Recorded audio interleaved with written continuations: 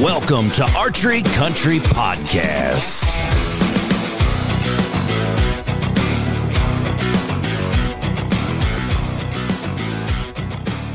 Welcome back, everybody, to Archery Country Podcast. This is your host, Wade, as we're in a completely different studio than you ever heard us at. And we're located down in Iowa, and we have probably one of the coolest guests, if not the coolest guest we've ever had on our podcast. And I know that all of you already know, because on your iPhone or your display in your vehicle, you see exactly what this is labeled. We have the one, the only, from Nock On Archery, Mr. John Dudley, sitting next to me. Dude, where did that voice come from? I tell you, it's a character. It is. It's a character. Where the heck have you been for the last several hours, bro? Just learning and shooting my bow. And that's hilarious. And learning. That's hilarious. I was like, what in the world? This guy just came out. Checking to see if your headphones were broke. Yeah, I told you that's why I like this mic. It's all in the mic. Yeah, you're like in your element right now. Why are you shooting archery, bro? You need to be a freaking radio announcer. I did this for so long, and then COVID hit. Then I got to stay home and take care of boys, and that's awesome. Do the whole deal. We're also down here with my good friend Andy Ehart, who is actually my connection with the mastermind himself. Known Andy for a long, long time. He's also a good friend of yours. You guys do some work together. But the coolest thing about this podcast that I wanted to kind of get out of you is we've had an explosion with PSE. Boom. We've had an explosion with the Levitate last year and the Levitate this year, also some other bows and not the cams. Literally. Well, not literally. Not literally. No, they've been going off the shelf at a high rate, and I know a lot of it has to do with you and social media, and we can talk a little bit about new ownership and everything. But what do you see, there's so many podcasts, so I don't want to ever, like a broken record, just have you repeat and repeat and repeat. But as far as your relationship with PSE and allowing you the ability to design, and I've learned so much in the last hour and a half when we were building Andy's bow here, just from you and things that you put into it, where do you see the future going? I don't know. I don't map out that far in advance, to be honest with you. I think... And truthfully, I didn't even really know that I wanted to go down the bow model road because, to be honest with you, if I go back to my first beginning to negotiation with PSE, and honestly, that year my contract publicly, like, all the manufacturers knew that a long-term contract was coming due. And if I'm totally honest, I didn't want to be singular. I actually asked all the archery manufacturers if they would split my contract equally to where I could represent all companies for certain parts of, like I wanted to be able to talk openly about Matthews. I wanted to be able to talk openly about PSE and Hoyt and ones that I'm familiar with. Mm-hmm.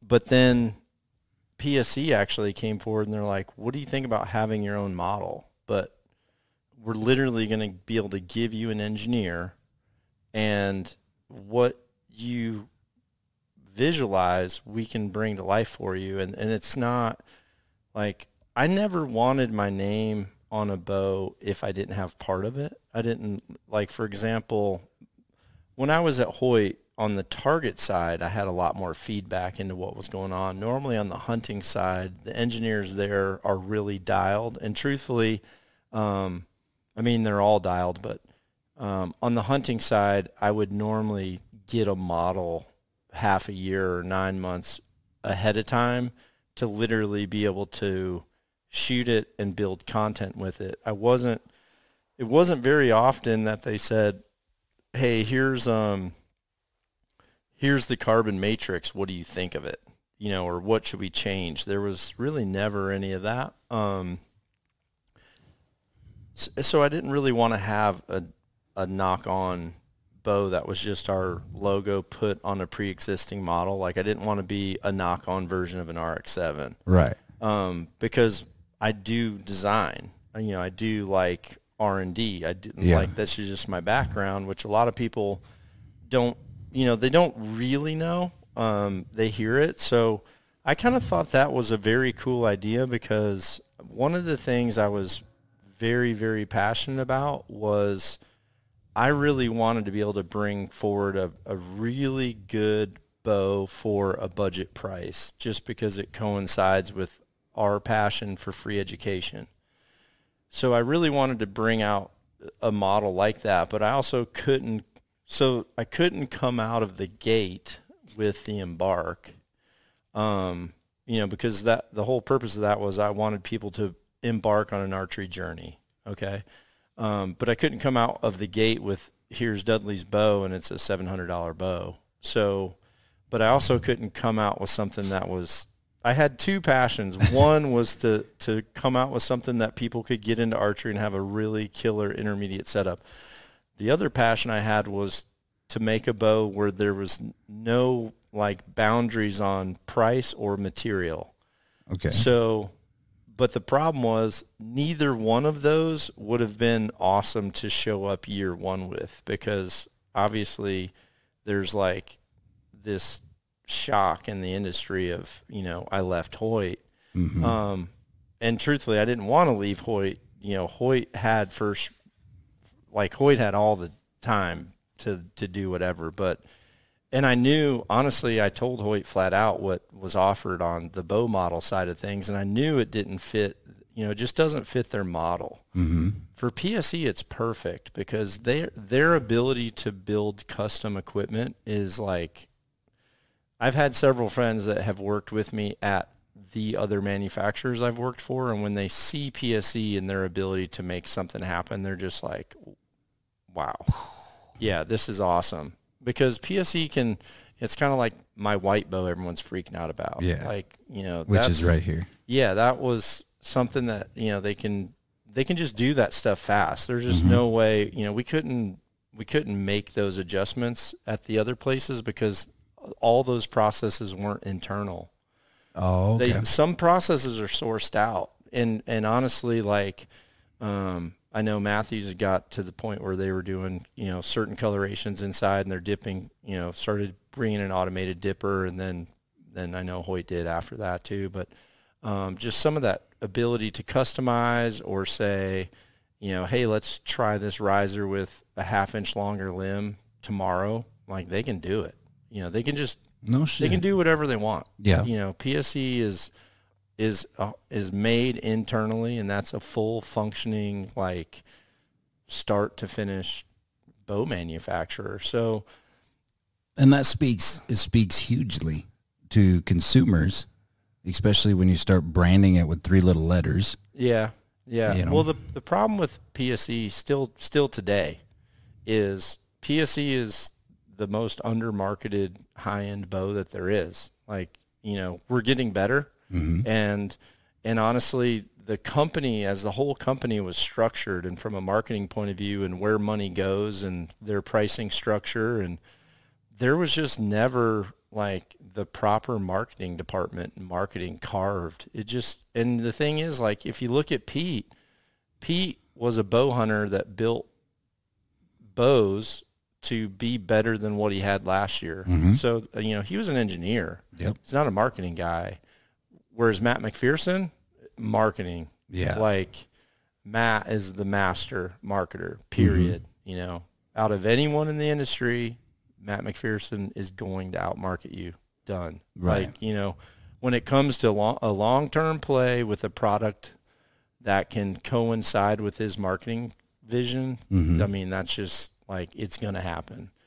And, you say that, and the company, as things have changed a little bit, you have to be one of their main tools for that. What bow company wouldn't have that? I think I was a very important tool for PSE because I came to PSE after being trained by Matt McPherson for 10 years and then being with Hoyt and that team for a little bit longer than that. Right. So, you're talking 2 decades with, Matthews was 1 when I was there. Mm-hmm. I went to Hoyt, and not because of me, but Hoyt slid into number 1 during that time too. So I've been with 2 out of the 3 big players and been number 1 at both. Yeah. And like, an internal part of that, to where I'm not just a shooter, quote unquote. People see me as a shooter or shooter contract. I've always worked directly for one of the top 1 or 2 people of the company. It's not like I've been down that chain. I've actually always been up there. When I was at Matthews, I dealt with Matt and Joel. Like those were the only 2 people in front of any of us. When I started, there was 20 something of us there, and then at Hoyt, I was directly with Mike Looper and Jeremy and Randy Walk. Time with Randy was pretty limited because he was definitely more standoff from an external point of view. But, I've been part of some major marketing people, big marketing people. And then obviously, that's my, like, what I love to do is I love to tell the why. That's the one thing that's different from me than I think some of the other people I've mentioned is I document the why from start to finish. So to kind of go back when you were asking about the bows, I couldn't bring out a cheap model and I couldn't bring out the most expensive bow ever at my first year out. So just went with a very bulletproof aluminum bow that had some cool features to it, right? Some cool little ideas to it. But it just shot I built it on the specs of like the most forgiving bows historically that I had ever shot. I loved 34 and I loved a 7-inch brace, just based on the geometry of bows at that time, and the size of the cams that fit me. Now the shorter bows, the 32 or the 33 with these bigger EC2 cams, they actually fit me better than a 34 for myself when it comes to how I like string angle to fit my face. So the NTN was just a bulletproof aluminum bow that honestly fit in the price range between a Matthews and a Hoyt. Like strategically, that's just what it had to be because I knew most of the attention was going to be Dudley went to PSE and that's going to be the new bow. But I felt like people would look at that first model the same as when they look at a model that another like TV celebrity has when they say, well, okay, that's actually just this bow. It just Model X with they put a signature on there, which more power to those people. Like I remember when Micah Waddell first had a bone collector bow. Like I remember going up to him at the Outtech Innovation show, and I'm like, dude, you got your freaking name on a bow. Like, I mean, because I look back at when Michael and I were like 20 years old, and Nick Munt was, Bill Jordan's cameraman. It was like Nick's first assignment. Michael didn't have road trips yet. Like, he had just not been a camera guy. And so we started at like that type of thing where we had these icons that were just on these platforms that were so far above us. And then to all of a sudden go to the show and this guy has his name on a bow. I'm like, I can't believe it, dude. And then Cam did one, and honestly, when Cam did one, a bunch of people reached out and they're like, are you upset about it? And I think Vicky did one too. And I said, I've never asked. Like, good for those guys to like make that part of their deal. I just had never asked. But when PSE came forward and said that, I thought, well, dude, imagine just if you want to do it, you can do it. If you don't want to do it, you don't have to do it, because they're still going to bring out their models too, which has been pretty nice. There's been a few overlaps, unfortunately, but I think the Levitate is really what opened everyone's eyes. But was that your pinnacle? Like, is that a bow that you've been working on for a long time? Well, or are you a guy that just, you have an idea at 2 a.m. and you go and write it down and work on it and then get with the engineers? Well, what happened was PSE had a great carbon bow. The Mock was a great bow. There was parts to it I didn't like. I don't like a cable rod that moves in any shape or fashion. I don't like it. If I've ever had a failure on one, it's a bow that's had a dog leg or some type of non-solidified cable rod. So that, like, for me, that was out. I was actually there 3 years ago, and one of the engineers came out with a mock, but it had the DFC carbon in it. And he said, shoot this and let me know what you think. And when I shot it, because the one thing my body does understand, and this is something that I definitely have to give Matt McPherson credit for, because Matt's a musician. So Matt understood frequencies. So when a lot of people say, some people pull a bow back and they go, oh, that aim's good, or that point's good, or whatever. Matt feels bows like a musician would feel an instrument. And I'm, you know, as I learned that, I'm like seeing that now, because Matt would talk about things in the frequencies that they're, and vibration essentially is a frequency. It's different. It's different types of frequencies. So when I first shot that DFC carbon, I just said right away, I want a bow with this material. And that's, and I just said, can I have this before you guys use it? And they're like, yeah, if you want to do a carbon bow this year, you do a carbon bow. So then immediately I went to what I wanted, and I'm like, I want a wider cam. And they're like, well, we got the Evolve cam. What's up? And I just said, that's not notorious for PSE. Yeah. And I said, dude, I want a wider cam. I said, I want less spacers. I want to like widen that stance out. And I said, I feel like that is going to help stabilize the limb lean. So, you know, we widen that platform out. And, well, the other thing I said, too, was I'm like, everything we put on this bow for accessories and everything that we take out of this bow compared to the mock, I said, I had already visualized my marketing campaign would be to have a Levitate with a QAD rest on it, a spot hog sight, and I had a 10-inch stabilizer on it with no end weights. And I'm like, if I can pull a box out that is literally built with a sight, a rest, and a stabilizer, and that thing comes out of the box at the same weight as the Hoyt carbon and the Matthews, I'm like, that's it. And I knew frequency-wise it felt better than anything that was out there. And I also kind of told them the type of cam that I wanted to feel. And the cam design also comes from, based on the riser and the limb length, what you have to do in order to get, like, one of the big questions is, well, what do you want the maximum draw to be? So, you know, and sorry, 32-inch guys and 33-inch guys, because I definitely hear from you guys. But the thing is, if you look at what the model mix number is for numbers of bows sold in 32 or 33 inches versus the number of bows in 27s that you wouldn't hit if you went to that far end, then that means you have to go up on the low end. And so just from a sales point of view specifically, the model mix, there's way more 27s than there are 32s and 33s. So, you know, based on that, I'm like, I think we need a 31.5. If there is a legit 32 out there, I think they can short cable it or long string it and put an extra little bit longer loop on there, and they'll make it work.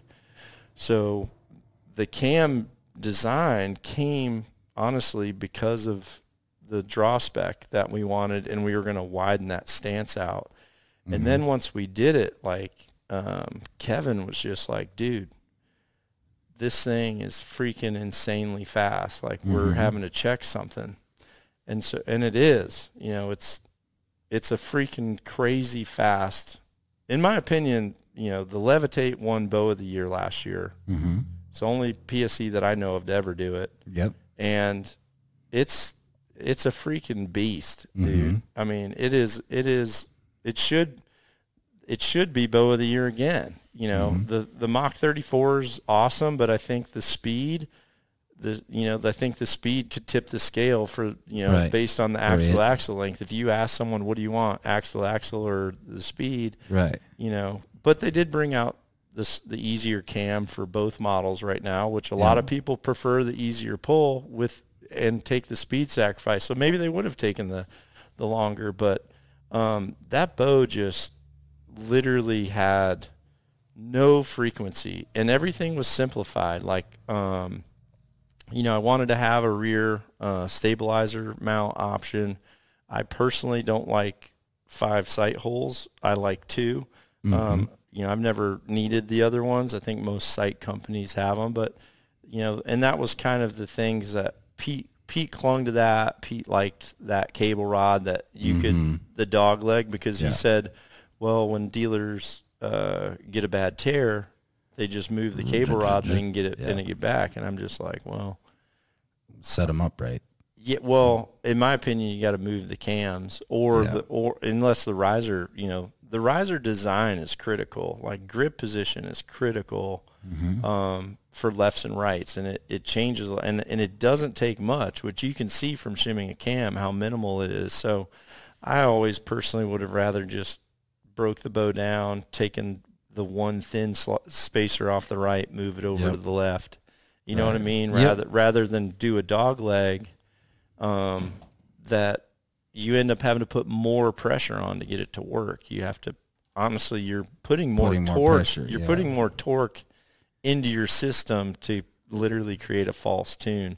So, the cable rod we put on, I told them, I said, I want a cable rod that when it mounts, it cannot move, wraps around the riser. And, when they were talking about like even set screws to I'm like, dude, JB weld that mofo in there. Like, I'm not kidding when I say I don't want it to move. Right. So yeah, and I think documenting that why behind all that stuff and showing the generations, like I showed the generations of the NTN, I showed the generations of the Embark, and I think more importantly, I shot the Embark for a year. Right. I could, and honestly, that when I was working on the Embark, the Unite was actually like, I already had a Unite. I had a Unite before the Levitate. Okay. And what happened was the Unite originally was supposed to have a universal attachment system for accessories, and then Matthews came out with the Integrate on the back for the rest, and then I was like, crap. Because the name Unite was about uniting the parts on one singular mounting system. So I ended up holding on to the Unite for 2 years, and then when I went in and felt that carbon that one of the engineers had, and when PSE's like, yeah, if you want to do a carbon this year, it's all you, so just do what you want. And I'm like, take off, game freaking on. Yeah. Did you have to do anything limb-wise? Did you have to? Limbs, honestly, whoever's doing limbs at PSE, credit to you guys, because I understand limbs, but honestly, I wouldn't even know what glass they're using. I don't even know if they have 2 layers of glass in these. Man, yeah, I probably should know that, but honestly, the main thing was once we have the riser nailed, and then we need to figure out what draw length we needed to go to for the length. Yeah. Then at that point, I think it's like, okay, this is going to be the limb length, which makes this brace height. Right. And then this cam can go to this length, so. So let's just touch on this just because I see it right on the riser, and this is my Levitate that I'm holding on to, dead frequency carbon. You touched on a little bit, and you said, can I have this and run? Can you explain that or can you? What I can explain is, so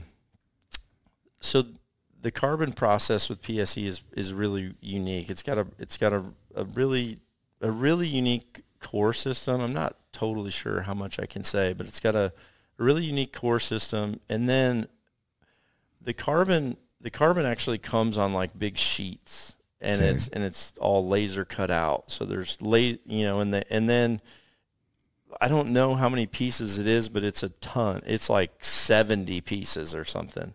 They're all stuck onto to literally a base material. I can refer to it as that, which is more or less the shape of that riser.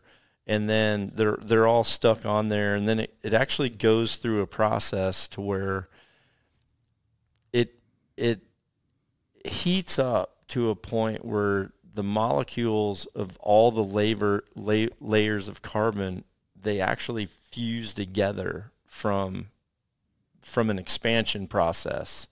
And it literally, like, imagine just taking layers of carbon that's like, you know, with like a sticky back and stacking it all on it and having this thing that looks like a sandwich and being able to put enough pressure on that freaking thing to where you can't tell it was separate pieces of layers. Like, it creates one solid layer. So there's multiple layers. So one of the layers of that carbon for that bow was a slightly different material other than carbon, so that in between those layers there's literally a barrier that has a material that kills vibration. Yep. So correct me if I'm wrong, because we've shot aluminum bows ever since we were little. Mm-hmm. And then I had a wood riser one, my first one, actually. Was it your first? Yeah, like like those old Brownings that had the super big wood handles, but they had compound, like they had glass limbs. Still have it? I don't think I still. Well, honestly, all of my first bows are in Matt McPherson's his bow museum.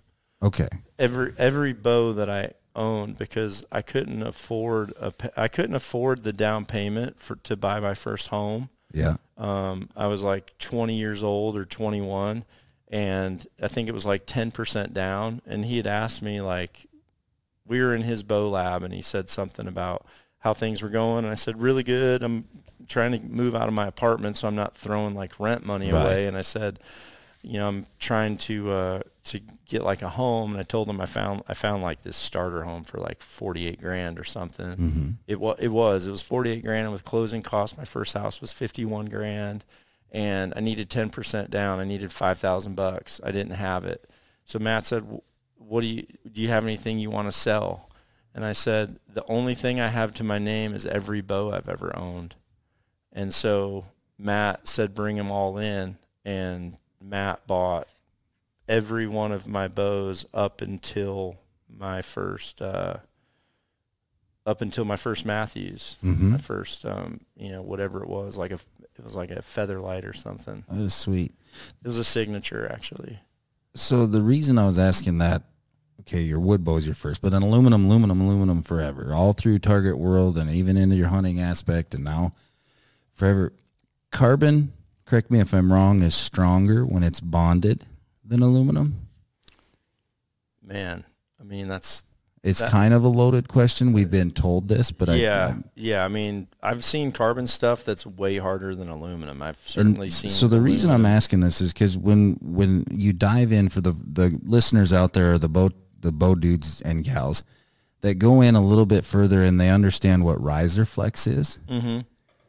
To me, as a bow technician, and getting into the carbon world and shooting carbon bows mixed with aluminum, tuning issues sometimes are a lot easier.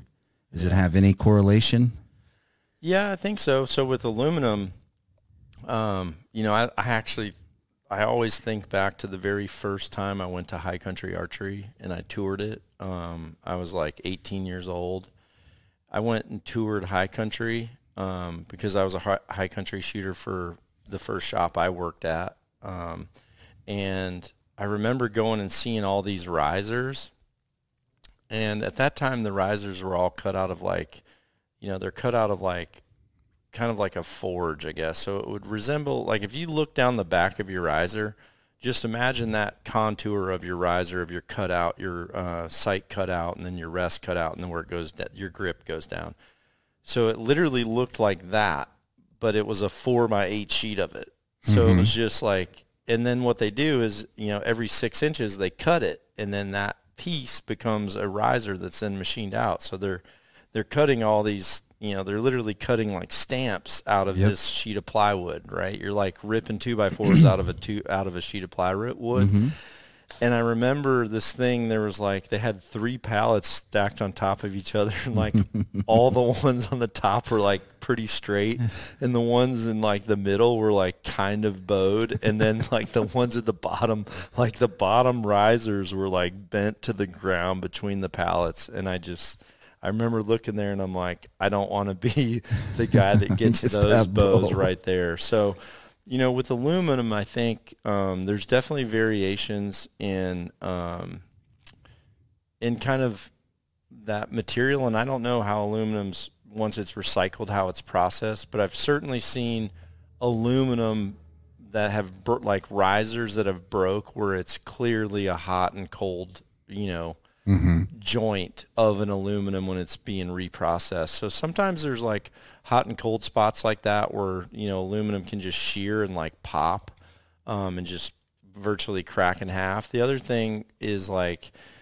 you know, probably how hot that thing gets. Like if someone's running one in a machine where maybe the, you know, like the coolant and the, you know, the flush that's like flushing chips off of it, and it's also cooling that part. Like let's say that thing's not pointed in the right spot, or, you know, maybe it's not, it doesn't have good flow, or as bits start to wear in a CNC machine, you know, they start to get a little bit of wobble in them and stuff. So there's always tolerances, and, you know, there's always tolerances, and even, you know, I showed you, we don't have to say who it's with, but I showed you like a rest that's out there that's a very popular rest. Yeah. And I'm like, dude, have you ever noticed this? And you're like, no. But with this look of like, and then you said, do you want to change it out? And I go, well, no, but I said, you know, so that's and you said, what would cause that? Well, that's a perfect example. It's an aluminum rest. So, you know, you might find one that's tight as heck, and then all of a sudden you get one where it's a little bit loose. Sometimes you see that with like limb pockets. You know, all of a sudden one's, you know, like your limb pocket to your limb seems like there's more space than others. That is kind of the downside, you know. Whereas, but carbon's not easy either. You know, it's not easy. But I do know one thing. Like I'm not worried about. I'm not worried about like riser flex on a carbon riser versus, you know, I've seen some people just bend risers like a taco shell, you know. And you've shot millions of bows. I don't know if that's an astronomical number or not, but that was pretty high. If you said arrows, I might have been like, yeah, probably. So the cool thing that I experienced, and I want listeners to know, like John and myself, we're not long lasting friends. We met each other today at 10 o'clock. And you built Andy's bow, and we got a chance to see everything. And the very cool thing, and again, I'm not boasting my bubble or pimping out anything. Like, I know how to build a bow. I work in a pro shop, and you work in a great shop. We go through things, and it's not all about numbers. It's about quality and getting it. Just in the hour, 25 minutes, the one thing I respect about you, and you do it on your YouTube videos, and you do it on your podcasts, and all of your, you know, your learning sessions, is you explain, like you said earlier, the why. This is why this works this way. This is why this has a flaw, you know. And most of your, if not all of your equipment that you have part of, it's not you just sticking your name on it. It's you taking a product and saying, okay, I like A, B, and C, but I want D, E, and F included in that. If we can meld those together, then we got something. Yep. And that's why your systems work, you know. Granted, you're an ace when it comes to shooting, and 120 yards is no problem, but there's a build behind that's helping you get there. Oh, yeah, for sure. So last year's Levitate, we've seen all the videos, we've seen all the kills, everything's awesome. We could put a stick and a piece of yarn in your hand and you'd be successful. But last year's cam versus the EC2 cam. Yep. The need for that, or why, where did that come from? It's the hard thing about that question, and you can almost throw the S2 cam in there as well. Okay. All three of those cams will be the best cam someone's ever pulled, or one to where it feels a little bit aggressive. Or there'll be people that are like, this freaking cam is awesome. This thing, I love the speed, and this one pulls like a round wheel and I don't like it. I mean, there's very different opinions. So the EC2 cam, I asked them to call it the easy cam, because that would really describe it. Like, you wouldn't have to say, well, what's the difference between the easy cam? I mean, it's an easy cam. However, in saying that, when you have a modular cam system, there's always going to be one or possibly two draw lengths that work, but they're not dialed. Okay. Because you're literally trying to like take this huge curve and make it feel good for everybody. Now, back when Matthews only sold cams in every draw length, dude, I would build bows and bows and bows and bows a day just for cam generations. Like it would be nothing for him to do 100 different versions of a 27-inch because he wanted a perfectly flat knock travel at every draw length. And he wanted to try to get as much speed as he could out of every draw length. Well, from a dealer's point of view or a consumer who wants to be like, do I want a 27.5? Actually, I think I might try a 27. Or, hey, I went to my first coach and he told me I need to change my draw length 2 inches. Well, you got to buy an $80 cam. So with the modular cams, you don't have that issue. But what you do have is you're going to have a draw length that doesn't feel as good as the other ones. Mm-hmm. And so for me, on the EC2 cam, which is the new one, the worst feeling slot of that entire cam from A to G or something. Well, you can go all the way to L. Oh, that's right. Yeah, that one's like the whole alphabet. Yes. The worst feeling one of all for me is the A slot, which is what I have to be in for my draw length. It's the max. Mm-hmm.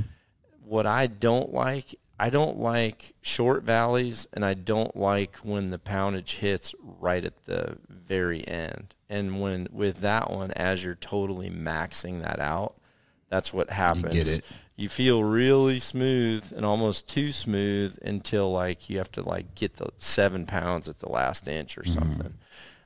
Which a lot of people like that. Like Andrew right here. Andy's like, when he pulled it back, he's like, oh, that is so smooth. And I'm like, do you like how it feels like right at the end? He's like, what are you talking about?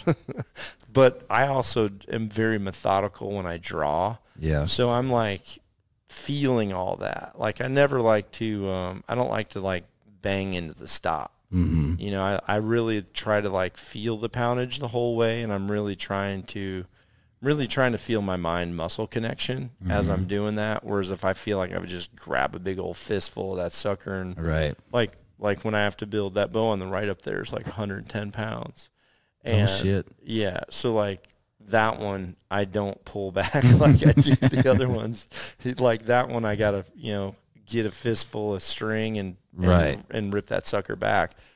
So when I'm feeling every part of that cam cycle on most situations, I like when it's a little smoother back there. Right. So, and honestly, what was really interesting was when we did the EC2 cam, the one thing that just kept coming up with me and Kevin was that in the 2 longest slots, it actually felt so much better than anything that the last 2 slots on the old EC2 cams. Like it was just, they actually, the end of that cam feels like the middle of the old cam.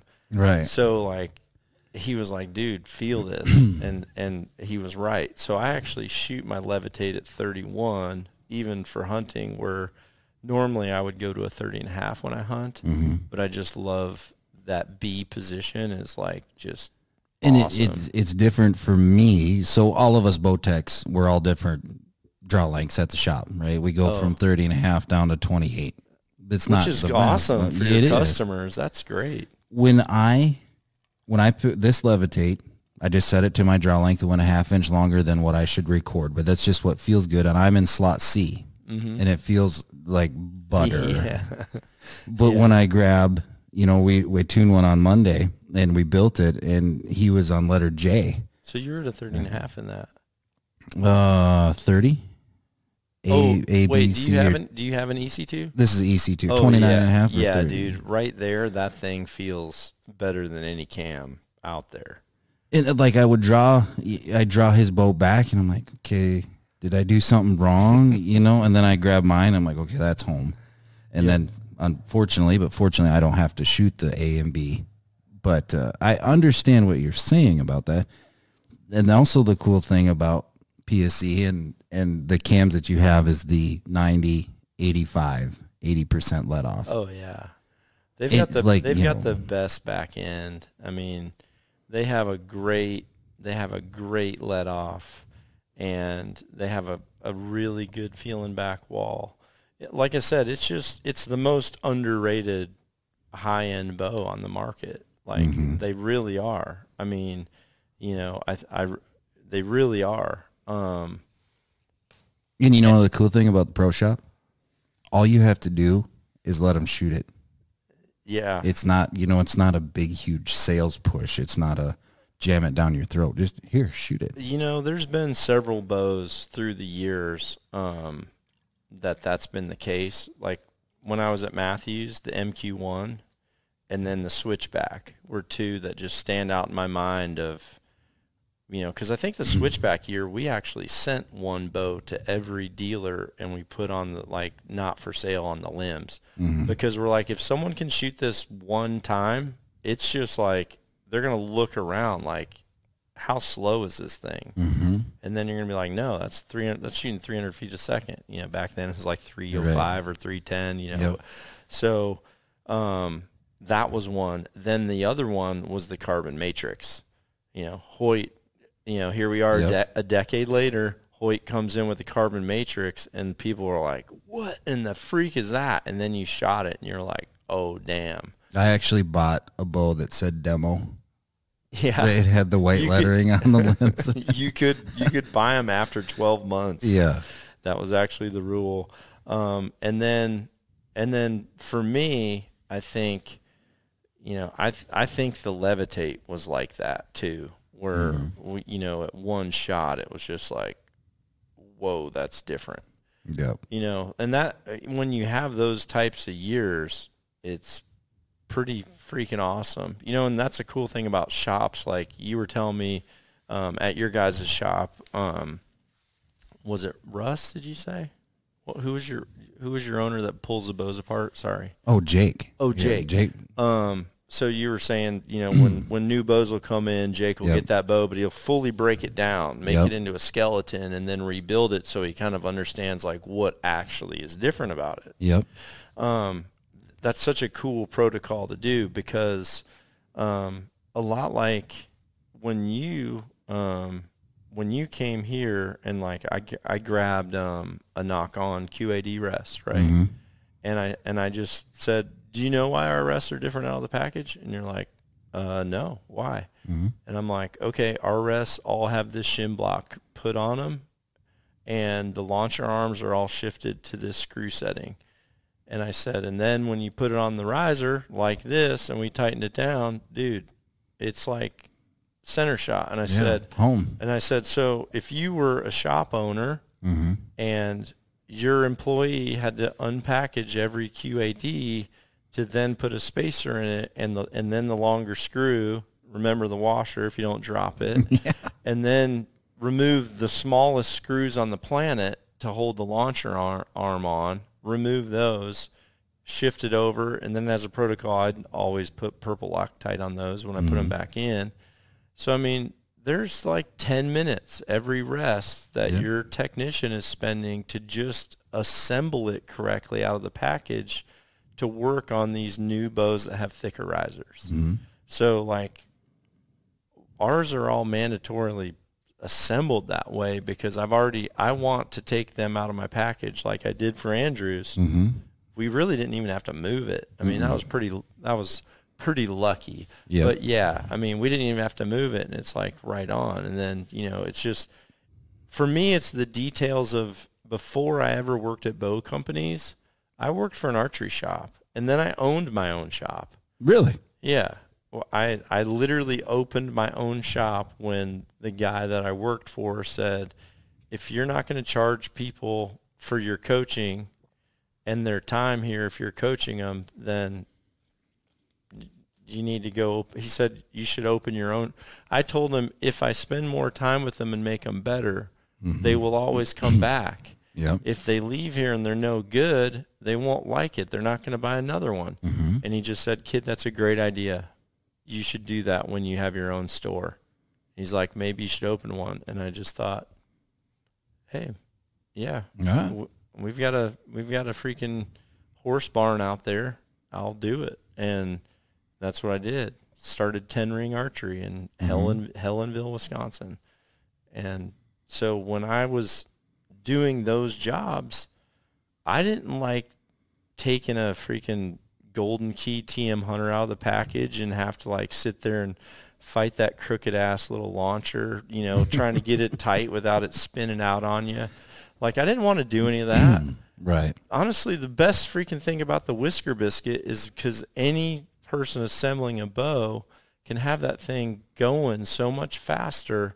And the bottom line is, from the consumer's point of view, you don't want that guy spending 10 more minutes on your bow. You want 10 minutes of his time in the range showing you how to shoot.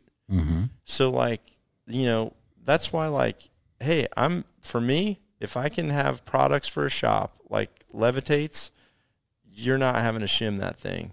Like, you take a Levitate, you take one of our rests out of the package, and you assemble the Spot Hog exactly how our directions are written, like, you're freaking shooting a dynamite setup that's freaking bulletproof, and you can do it damn fast, set it up, and then you've got more time with that customer, you know, especially when they come in and they're like, dude, I'm going on a hunt like Saturday with my buddies. Right. You know, I don't know. They told me I need a bow. What do I got to do? It's like, you don't want them having to assemble, like, take the rest apart, put a block in it, put it back together. You know? So that kind of just steers us right down a simple path that I can ask a question, because we are a pro shop interviewing you. We're having a podcast. Thank you too.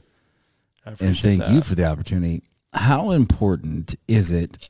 You know, there's pro shops spread all over the world, but in North America, how important is it in your mind telling consumers out there, because they have to go to a pro shop to get your bow or the Levitate, and to get a pro shop where, one, they're friendly enough, knowledgeable enough, but yet have, you know, the inventory so that you can try different things.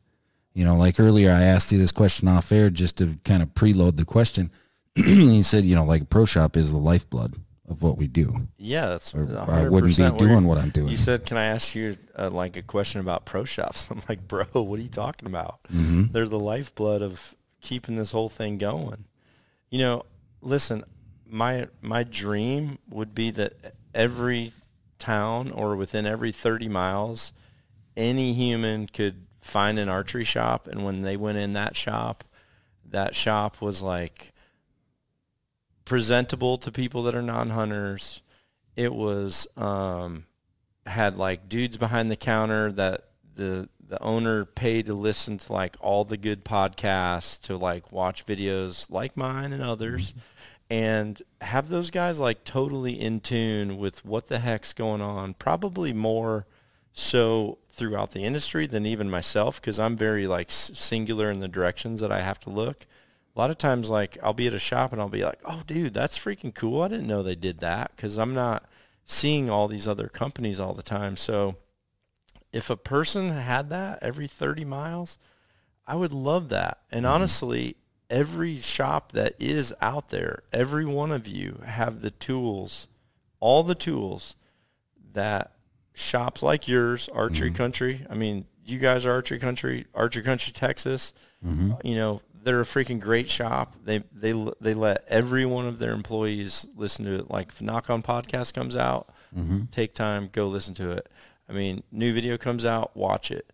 Like, every shop has the ability to like give their honestly their customers that privilege of like being up to date and just in stock product. I mean, that's another one. When people ask me, hey, can you refer me to a shop? There's been a lot of shops I've gone into that have nothing on their walls. So I'm supposed to send someone in there. I'm going to find a shop like you guys that freaking put the money out.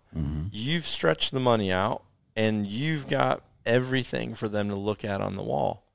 Well, that's, dude, I'm going to be like, hey, you can go 30 minutes and see nothing, or I'm going to send you 5 hours, and these guys are a legit shop. Mm-hmm. And there's ones in our industry where you just know their name, right? You do. Yep.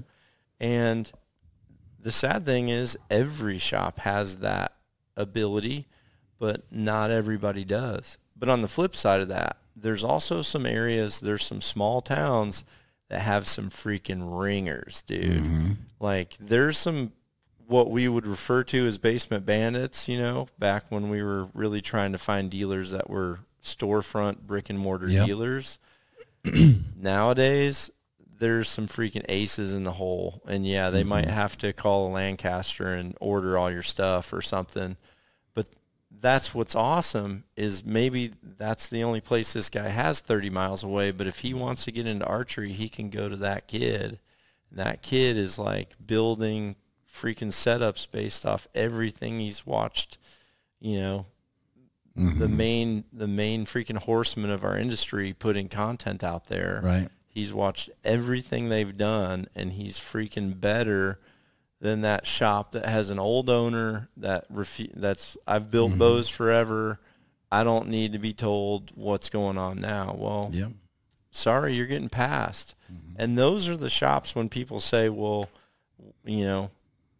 how come you didn't recommend this? I'm like, well, man, you got to have product. You got to have up-to-date knowledge behind your counter. You got to have shooters, people that shoot, and you have to have the passion for customer service.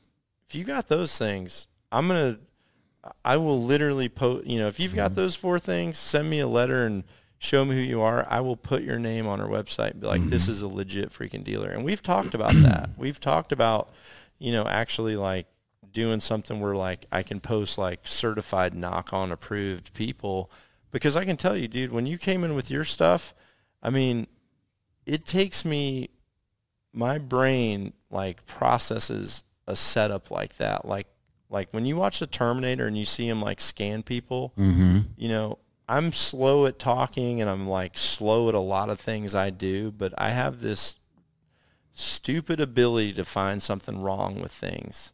And whether it's 4-leaf clovers, I mean, I can find those on a full pace walk. They just stick out.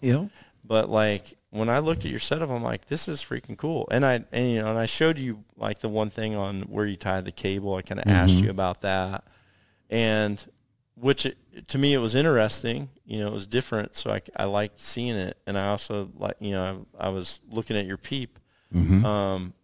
Both of those are like, I want to ask the why to them, but then I also said, okay, that's cool. Here's why I do it the way that I do it. And that's something I asked Andy on the way down. We've known each other forever. I'm like, I don't want to walk in there and be the starstruck dude, And he's like, no, like he's completely honest. And the first 5 minutes we talked, you didn't put me down. You didn't say like, dude, that is not right. You didn't give me a chance. Well, we're still here for a little while. We haven't shot yet.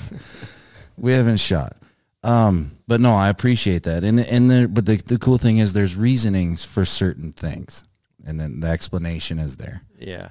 I just listened to a podcast. I think it was the pros and projectiles that you did. Who was it with? A gentleman from Oregon.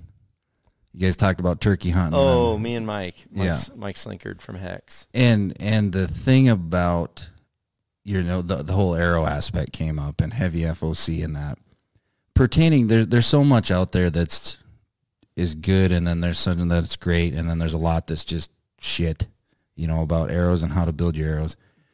Yeah. Having that knowledge at your fingertips, and then having quality companies like Easton in the house, and in Victory and some other that we'll name or won't name. You can build an arrow to match your bow. You have to. Yeah, I was gonna you say. have to. Yeah. To get the full experience. Yeah. So I always tell people I build bows and I tune arrows. So, and there's so many options on arrows, because the arrow really it has to be perfectly fitted. It's like in golf clubs, you know how, you know, if you really get a pair of good clubs, the shaft, I mean, the smallest details of the shaft is incredible for what your golf game does, right? And then how that shaft even affects like your head angle on your club and stuff. An arrow is the same thing. Like you can have an arrow that's, you know, one spine apart, but like two totally different beasts. And so like with Easton, they have so many options because they understand that. And, you know, and I think they've become such a monster. They can be that finite, which is what, in my opinion, what sets Easton apart. There's some great arrows out there, and there's some new companies that make a great product, but they don't have the diversity that Easton does. It's just, you know, and Easton understands that, you know, and when you look at like Olympic medals, and honestly, we need to look at target archery for the capabilities of a bow. Here's the problem with hunters. The problem right now is hunters are trying to take a lot of information from people trying to have something new and different with arrows. So there's, you know, these super hard helicals are coming back, left helicals coming back. Listen, none of this is new. And none of this has ever won a medal. Right. So, you know, the arrows that are behind you are all arrows that have won medals. And those arrows, and honestly, I'm not even much of a medal winner, but I can tell you right now, you look at like Dave Cousins, that dude, Dave is not out shooting a 3-degree helical. Right. I mean, call me, dude, if you are. I want to ask why. But, you know, we found out that there's literally diminishing return. The faster you start spinning something, it corrects faster. But we all grew up shooting 30, 50, 70, 90 meters. That was our tournaments. And then medals were won at 70 meters.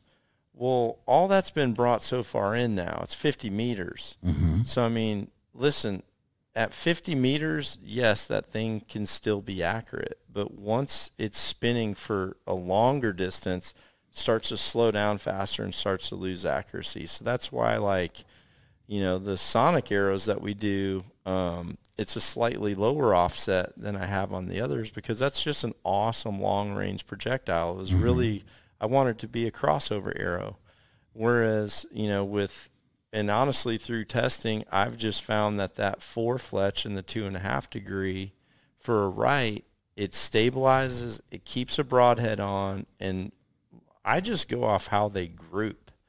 Like, we can talk about how they fly off a string. We can talk about how a bear shaft flies through a piece of paper. Yep.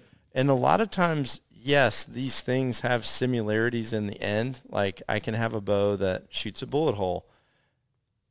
And I also could have a bow that shoots has a perfect French tune and it shoots a bullet hole. And I can have a bow that has a perfect French tune and it shoots a bear shaft perfectly. But I've also had bows that outshot any of that had maybe one had a high left tear coming out, and that's just how it was. But after freaking 10 yards, that thing just, you know, I had bows that could just shoot X's at 90 meters, X's through my shooting machine. And I would just sit there and shoot tons through the shooting machine and then go and move the clamp, like literally what would be equal to 1/2 degree, refletch another 3, shoot them down there. Like, it was just, these were all things that I did. And I think now, and I think a lot of the old timers did it too, because, you know, they could have had 6 fletch. They could have had high profile. They could have had 300 grains on the front of their arrow. But honestly, when it comes down to what is like the most dead accurate, ridiculous shooting projectile downrange, most of the time it was, you know, a low profile vein at 1.5 degrees with 125 grains in the point of it. Yep. And that's what it was, dude. Like, Yeah. how many 3D shoots professional 3D shoots have been won with, like, I don't know, an average of 110 grains in the front of the arrow? Probably quite a few. Yeah. You know? Yeah. I mean, there was just never, hell, when I was in 3D, everyone was trying to get 280 feet a second. There were people shooting cool 30s. I've got them. They're 30 grain points. We shot 30 grain points in 2312s in the pro class. So really? Yeah. Because the bows were dead slow. Like, the bows were 290 feet a second IBO. Right. IBO. So, you're out there having to shoot damn near 5 grains per pound at one time to, like, get speeds like that. Yeah.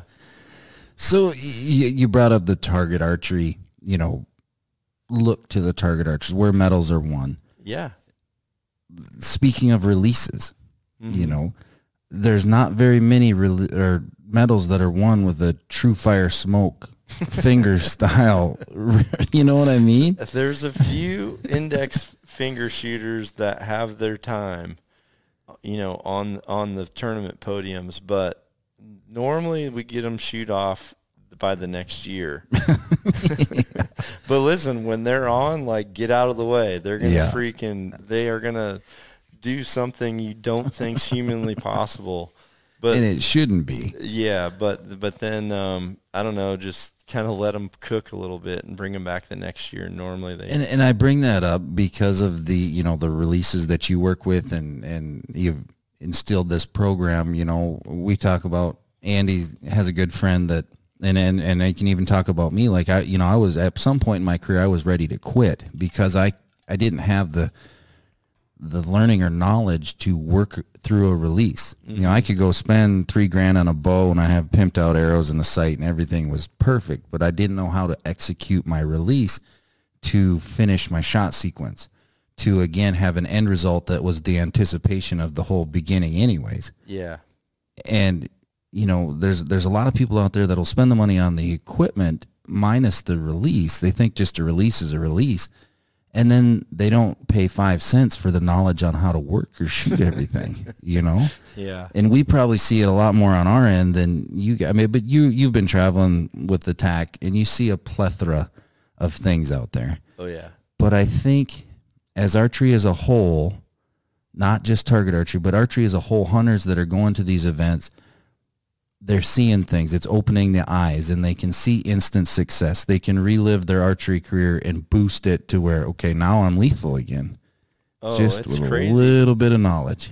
Listen, you don't want any part of the TAC shooters. I'm just going to tell you, because, like, someone might show up with, like, one of those old school setups on like day one or year one, but they're leaving with like a movable sight with a 100-yard mark on it by the end of the freaking thing. Right. Like, they're walking out of there with a target sight. They're already, like, looking at different arrows. They're, like, already buying different veins. And these people come, I mean, it's just weird for me that, like, a 12-year-old would come up and you'll be like, hey, buddy, you want to maybe take a few little pokes at this at 100? They're like, I got it. And then just like drop a bomb in there, and they look like me, yeah, but like 150 pounds lighter. And I'm just like, oh my God, this kid is like, doesn't even have braces yet, and he looks perfect. And they're just dropping bombs. Like, archery is going to just become a game of perfection very soon, like within the next decade. It's cool. It's very cool. At the time, when I came up, I couldn't even imagine the ones that were before me, like like Ragsdale, right, or Jay Bars, like people like that. When I came up, we were still really learning secrets, and like we were still playing with like vein types or like I showed you, like the very first True Ball handheld release, right, in there, and all the, hundreds, if not 1,000 that I've done with Jerry That just, we never knew what if we put our D-loop underneath until you went to a freaking tournament and tried it. Or like, I'm going to put my D-loop above. Or, you know, it's just like all this weird stuff. You know, Ulmer would show up with, you know, he shot a Revenger backwards. Did you, like, he would draw it laid the other way, dude. He'd flip the head around. Really? Yeah, so it was like the most weird-looking claw hand you've ever seen when he'd hold it at full draw, but he, like, came and won a tournament that way. So then, like, everybody, like, flipped the heads on their releases. And, I mean, there were people punching themselves in the face the next tournament and all kind, you know, and then he had already changed and went back to something else. Yeah. And then all of a sudden, I remember when he showed up with, like, you know, little 1-inch veins. And everyone's just like, what the heck? And then he had some of those light freaking points that Flightmate was making on kind of the side. So, I mean, we were learning all these things. There wasn't, you know, the archery books were just more on recurves. And, you know, they just weren't like, compound archery was just making, you know, it was kind of like all of a sudden having a wheel and then, you know, and then like someone's got a bike and then someone puts a motor on a bike. And then now there's freaking 4-wheelers, there's 2-wheelers, there's semi-truck. Like that was compound archery when I got in. Right. Like it was the time where, you know, next thing you know, when someone hits 300 feet a second, holy crap. Like it was like, what the heck is this? And honestly, I remember I bought a PSE G-Force because it was 300 feet a second. It was like the first thing. And it was just, I mean, it was the worst thing to experience ever when you shot it. It was like a 5-inch brace height. All the risers were super short. It was all limb, and they were pretty much vertical. So you just had this thing like a tuning fork just buzzing in your hand. So it was cool to like come up in that era. Now all the free information we've put out there alone, like I don't hide back anything. Like Nock On Archery is about growing the sport of archery. That's what I want to give back. You know, I want to retire from archery giving everything I've learned back. And honestly, when I come up with new subjects, it's just because someone reminded me. It's not because I'm learning something. And that's why the tax, for me, I'm so passionate about it, because I interact with every single person that shoots our range. I'm there.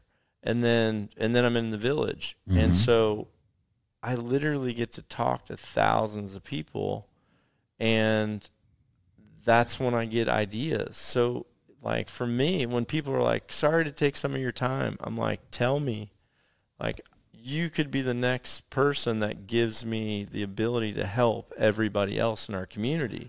Exactly. So that's why when people are like, how do you do it all day and like not turn off? Dude,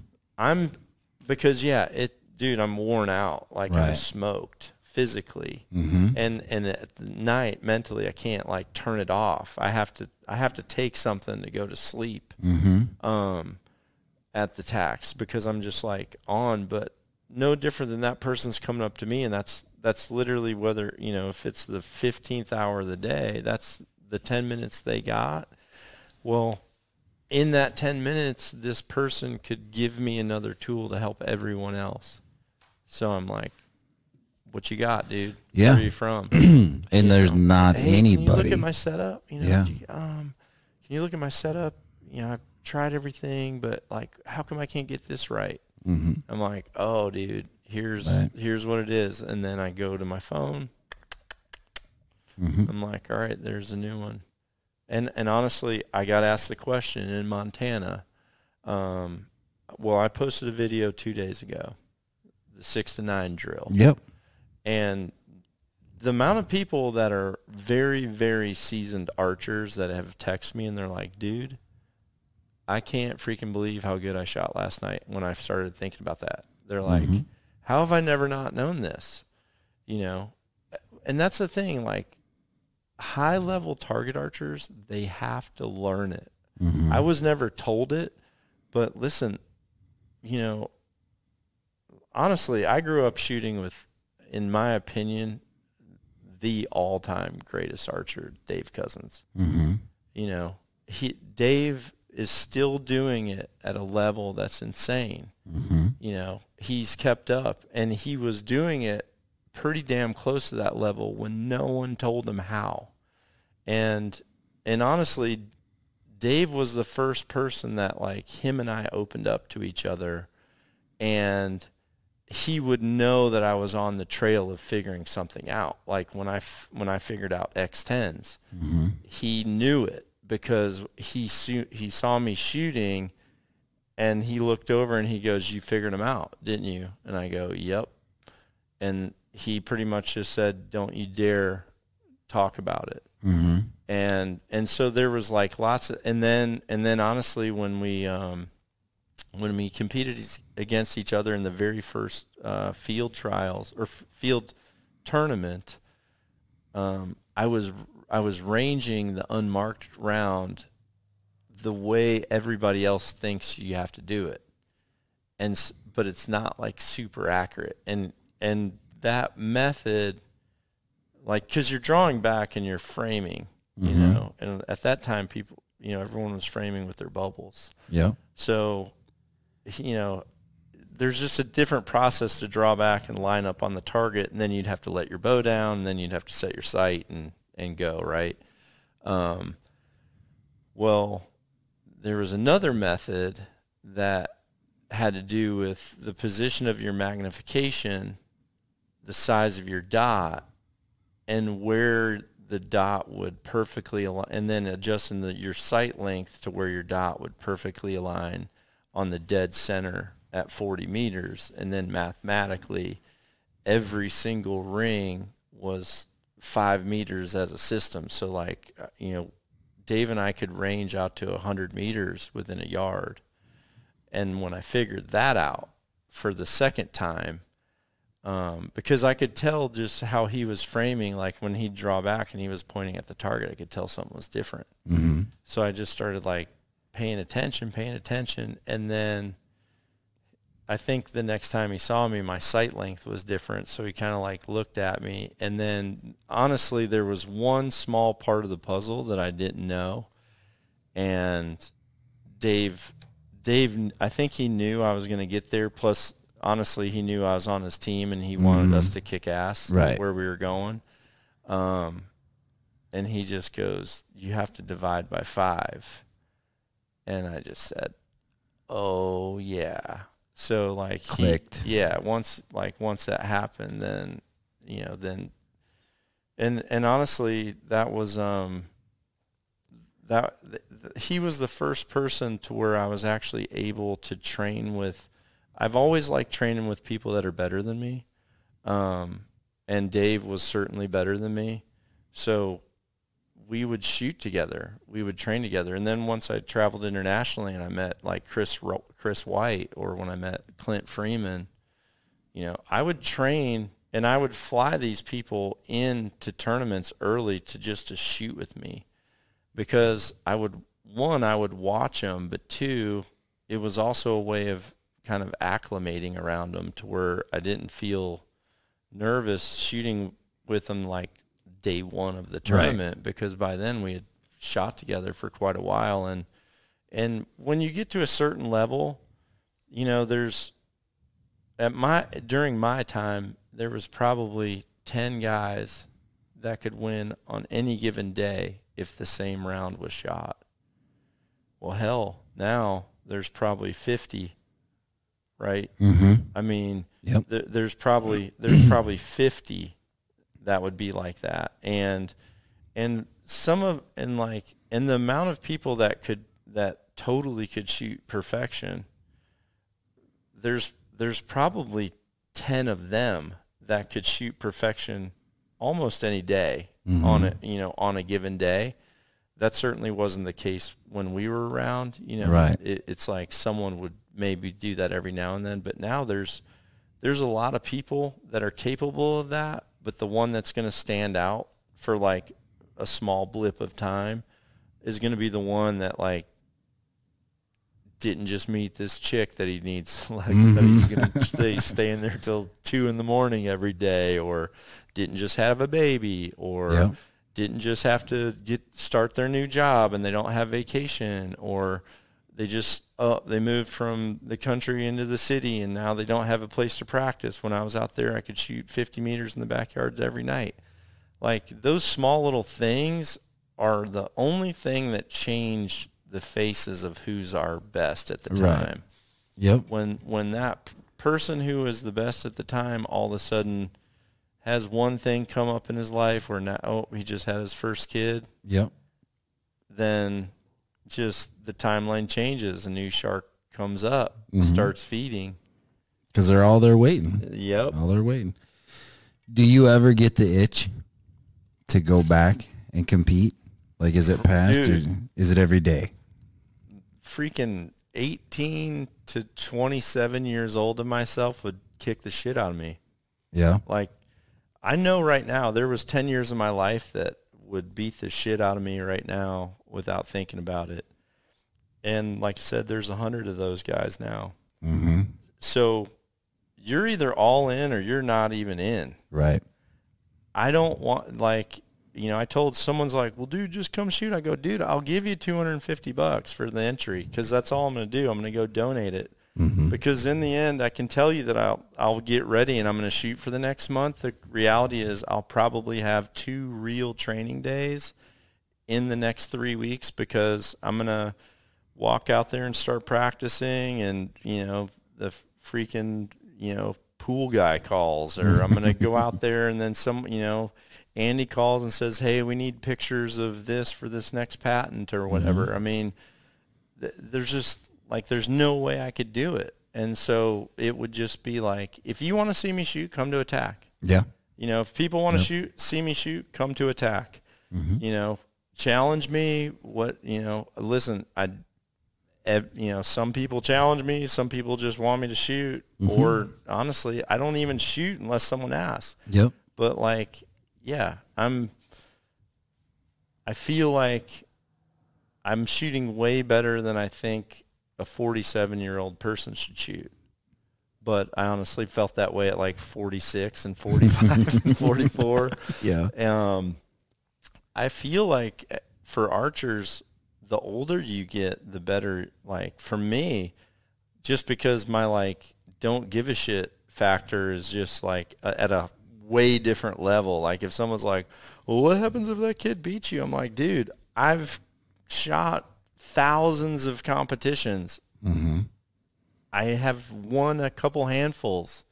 Like, that's just another day in the park for me, man. Yeah. Like, there's some really good people. And the crazy thing about archery, and honestly, the reason, like, another question I get asked, why didn't you ever try out for the Olympics? Or why didn't you ever, like, go for Olympic recurve?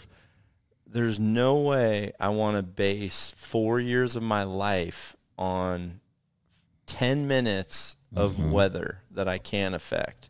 Yep. And at my draw length and at my stature, when the wind is blowing, I am blowing all over the place. I'm a huge frame. Like, so that's why, you know, if I go outside and it's just gusting wind, dude, I'll turn around and come in and shoot it like 5 yards. Yep.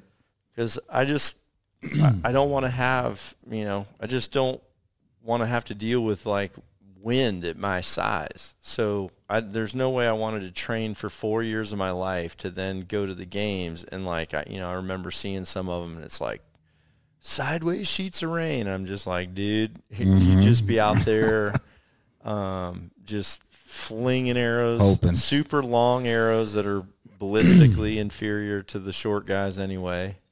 I get one more question, and I'll let you. We'll get back to our day, because this is one of your only days that you probably have off. I gave you the whole day, dude. I know. Yeah, you got. I mean, so the hunting aspect, I hate the word professional hunter.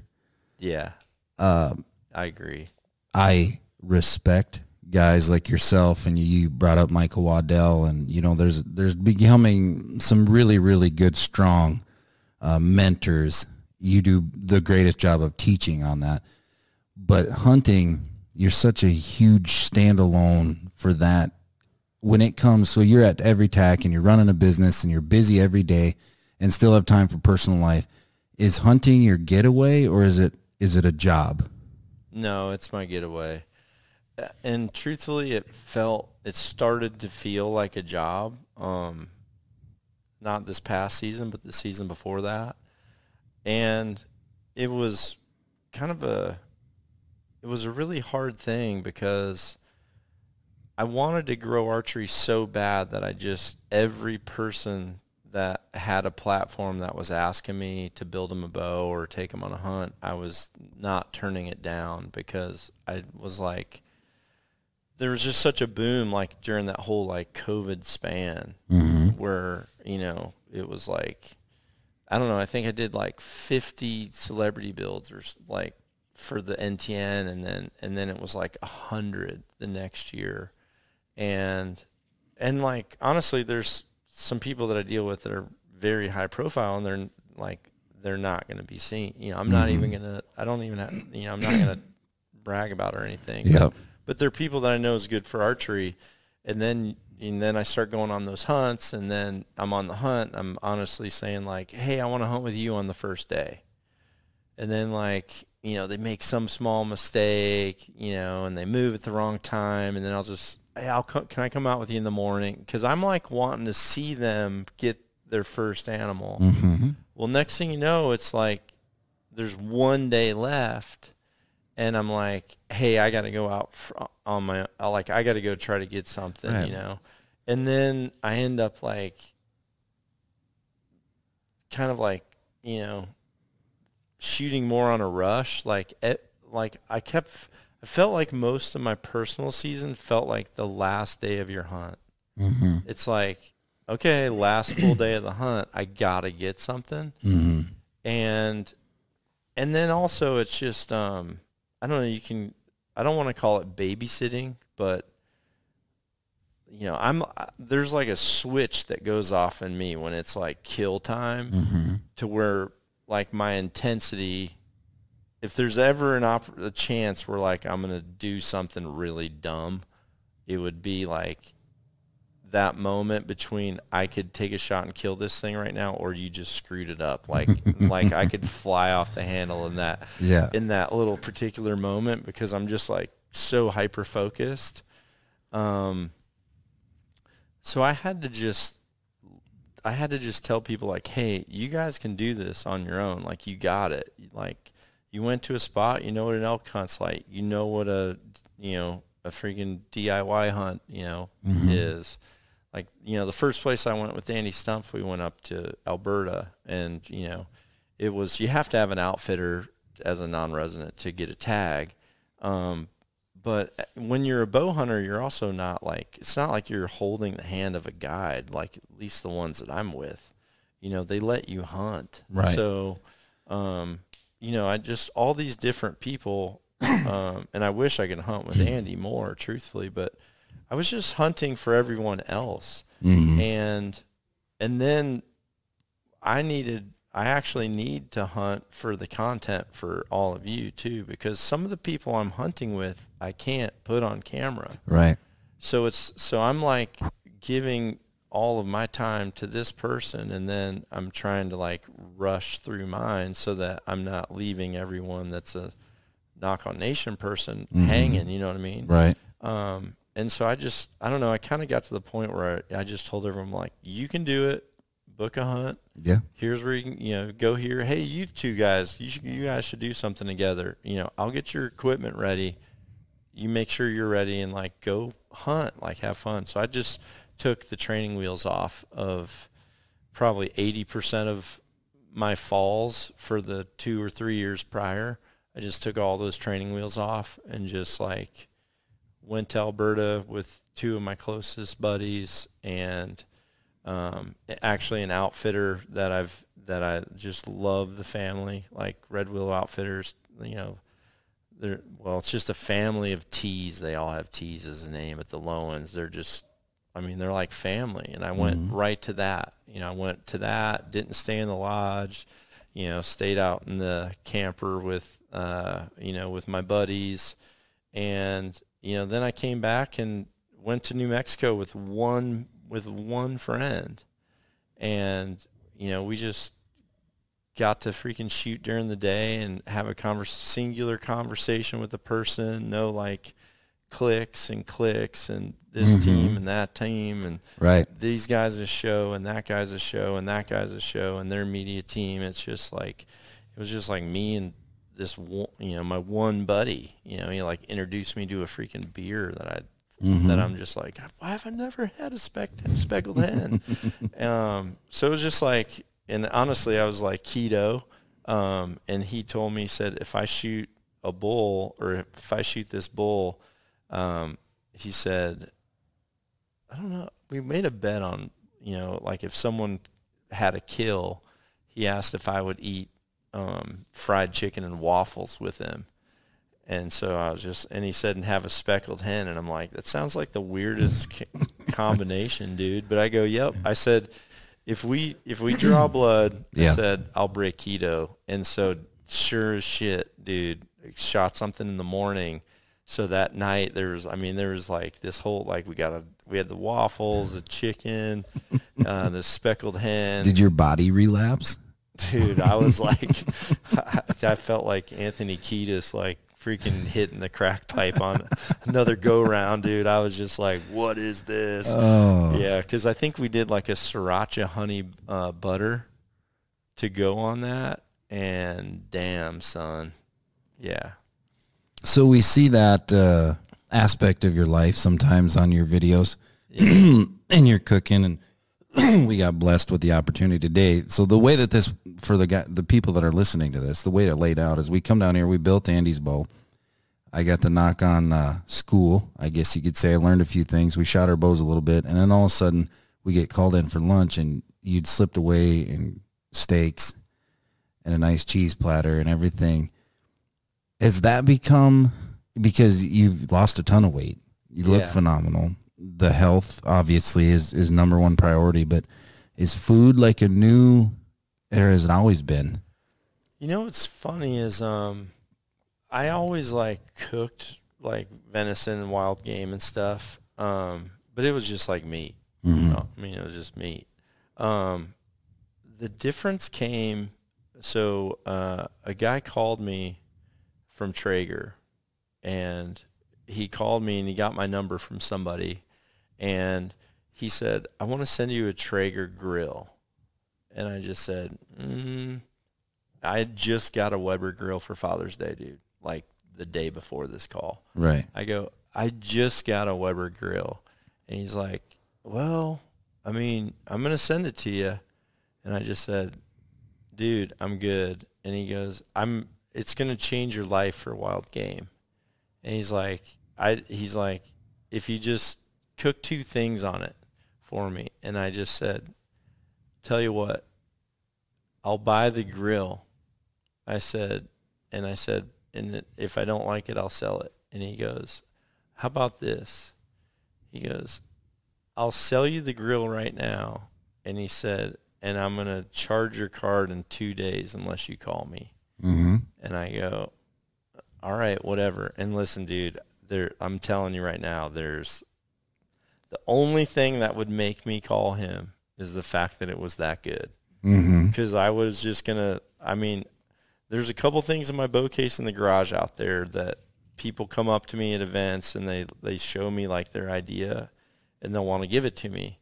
But I always say, listen, I know what it's like. Let me buy it. And then I'll try it, and I'll tell you what I think. So I just said, dude, send me the grill. Yeah. Like, okay, whatever. I'll put this thing at a campsite or something. And, man, I cooked, and I came in. I literally, and this is the other thing about me, like, I have partnerships and relationships with my partners. I don't sell out to products I don't like. I really don't. So I wanted to experience that brand as a consumer. So when that grill came, I opened it up. I got the instructions out.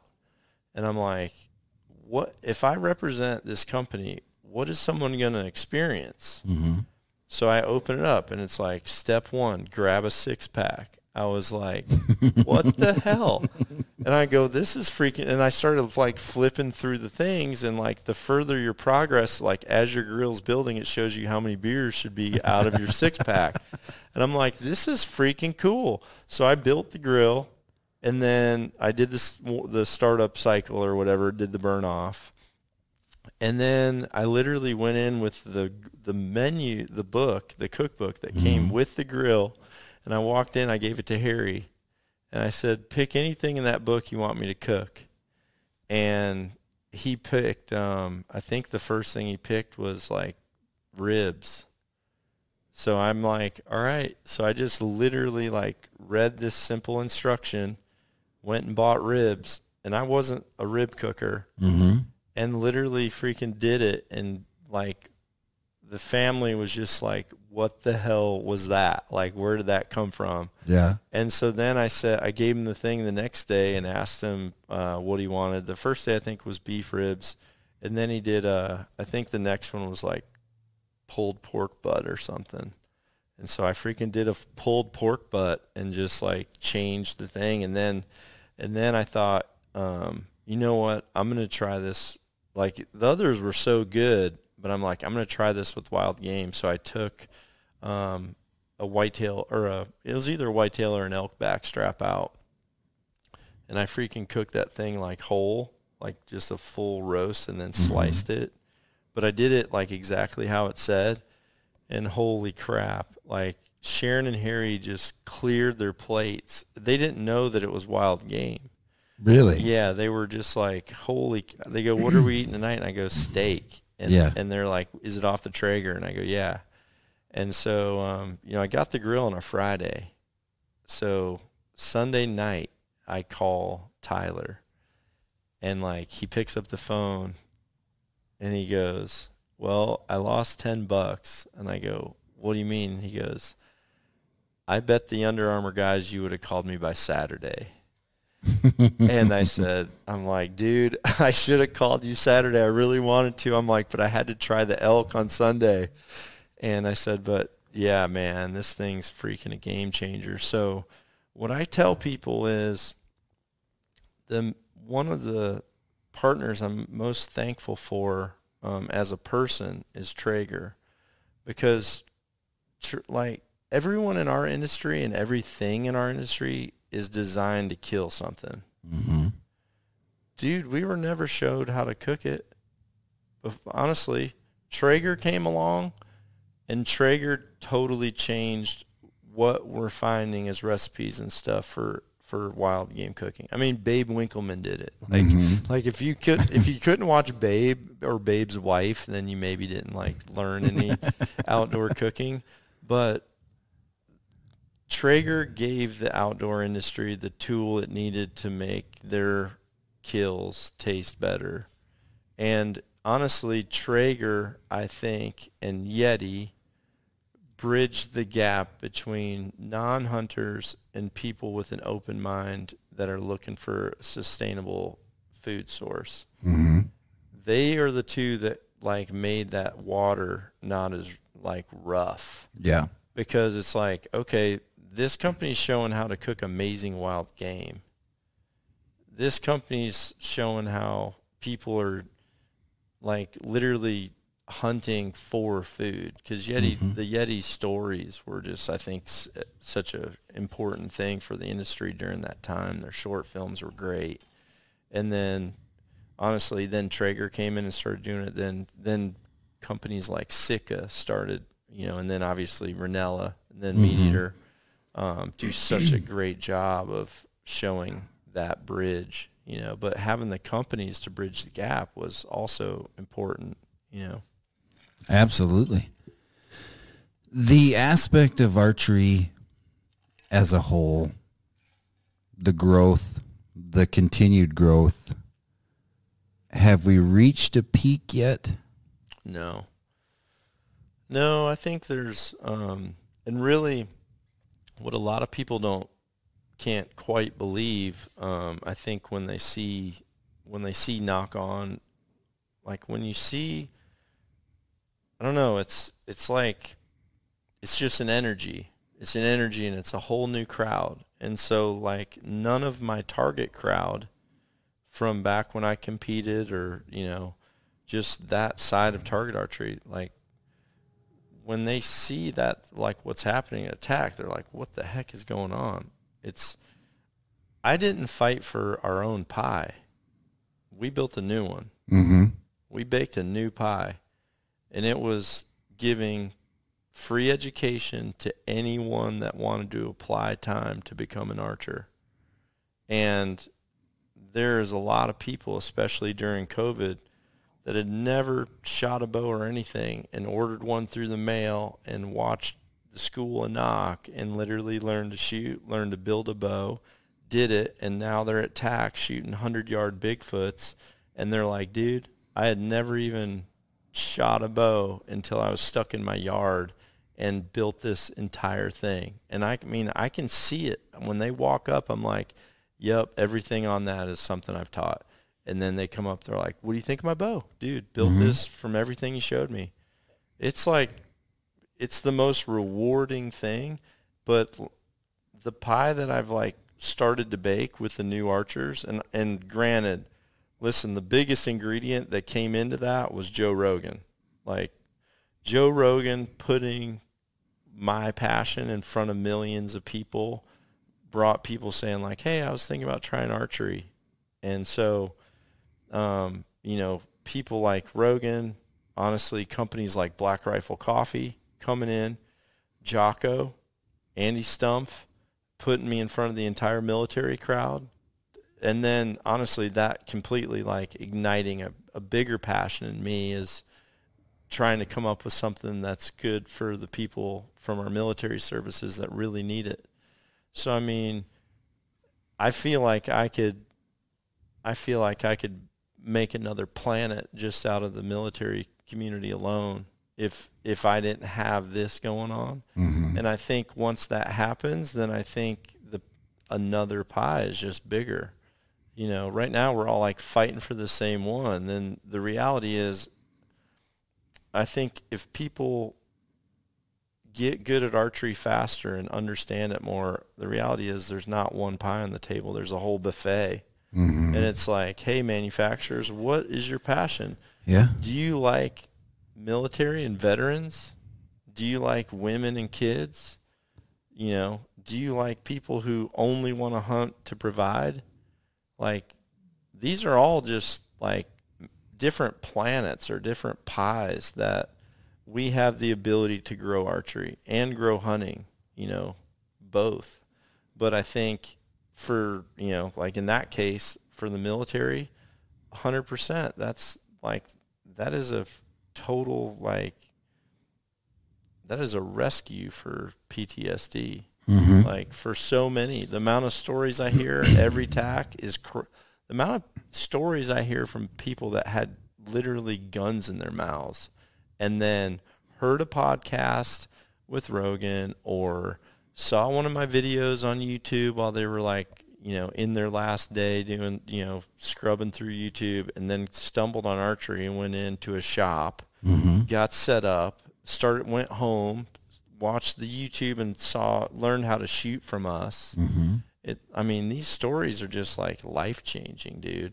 And, you know, the thing is, there's so many different pies, and as an industry, probably the hardest thing is going to be making sure at times we're all pointing our lights in the same direction to like be together and not, you know, that's the one thing that I really don't like right now. I do not like trad bow versus compound bow. I do not like private land versus public land. I do not like outfitter versus DIY hunts. Like, these are all divisions. Compound bow versus crossbow. Listen, we're all hunters in the end. Yep. You know, we're hunters, and if we freaking want to keep this thing, because listen, my wife is European. I built my career traveling the world doing archery, like every single place ever. And we are really fortunate to have the rights we have here. Absolutely. Like, I don't think people realize how like limited that is. You know, it's like we have it going on over here. And listen, you look at like what's happening in mainstream cancel culture, you think hunting can't become the next thing? Yeah. Like, this is very fragile. And we all need to be together. You know, that's the only way that the pie keeps growing, is if we actually have something to bake. Yeah, exactly. I think, and you hit it right on the head as far as a total. For example, right now, Minnesota, it's passed legislation, but it's going into regulation that the entire archery season, anybody can shoot a crossbow.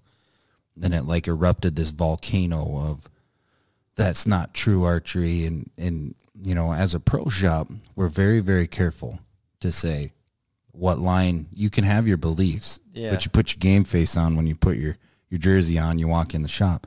And, you know, for example, we put out a video, and I said, like, my 12-year-old son is a string bean who can't draw but 30 pounds, and I don't feel it's lethal. Yeah. So do I take the last 3 years of his hunting career and just throw it in the garbage because he can't shoot a bow? Or do I allow him to use a crossbow where it's legal and be successful and put meat on the table to where he gutted his first deer and learn that, you know, yes, it's not a vertical bow, but it's still an aspect of hunting and family and archery and a total aspect of it. Yeah, there's certain subjects that are just tough ones. You know, it's like, you know, I look at, I mean, dude, my shoulder don't feel like I'm going to be able to pull a bow much longer. I mean, if I'm honest with you, I'm either going to have to shoot something with my feet or shoot a crossbow with my, you know, with my lips or something. I don't know. But yeah, I mean, I definitely think you're right. Like, there's applications for everybody. You know, I just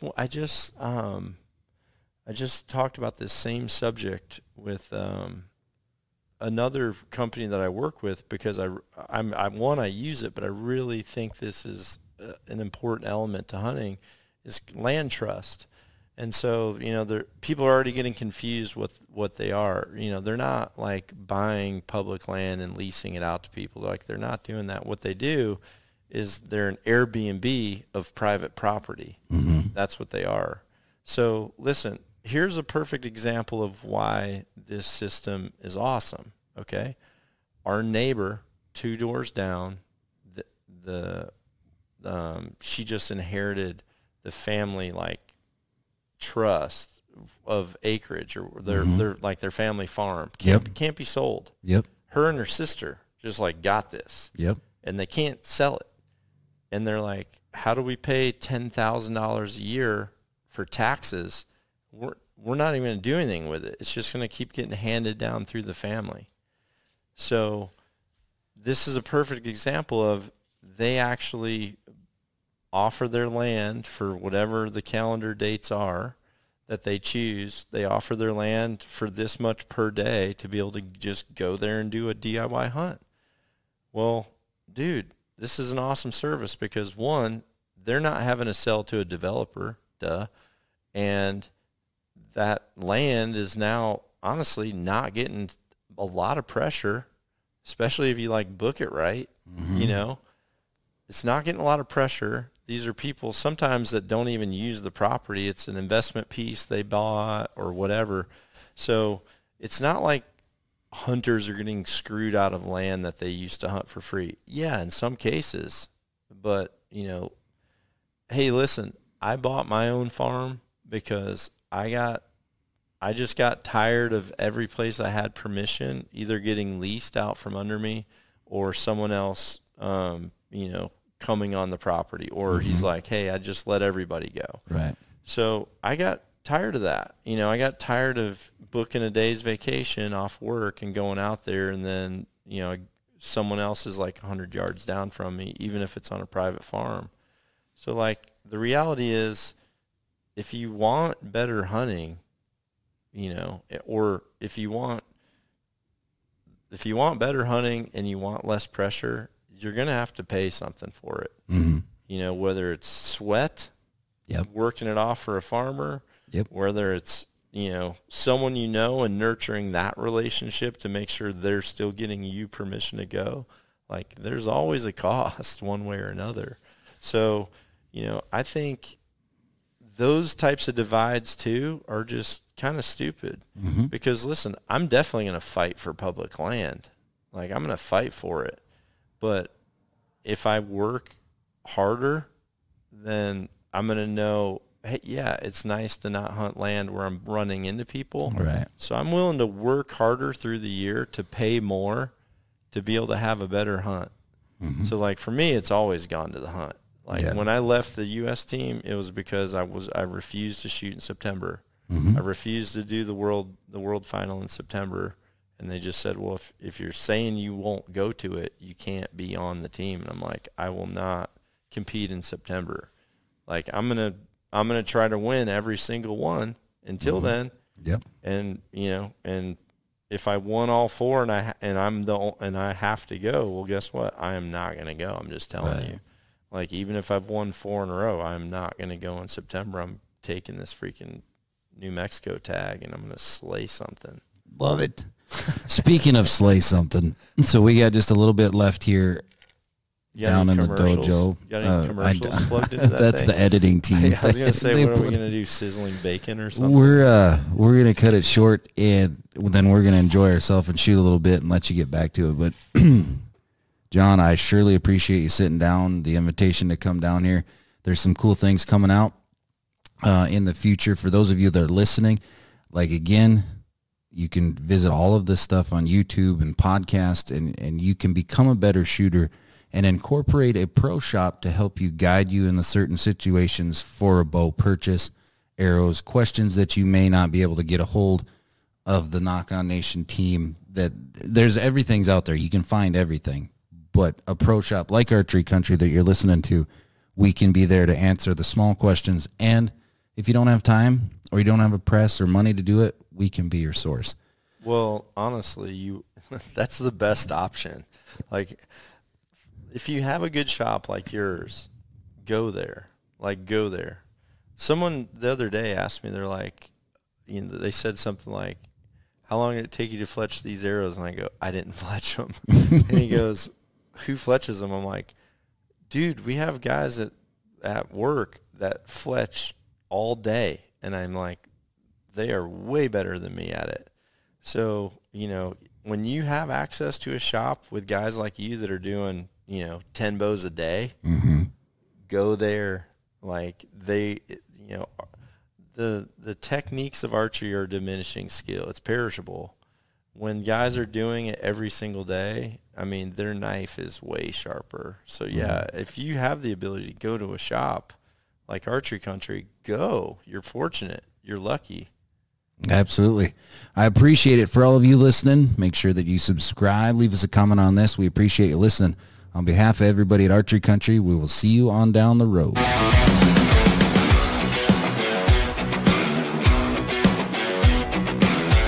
Thank you for listening to Archery Country Podcast.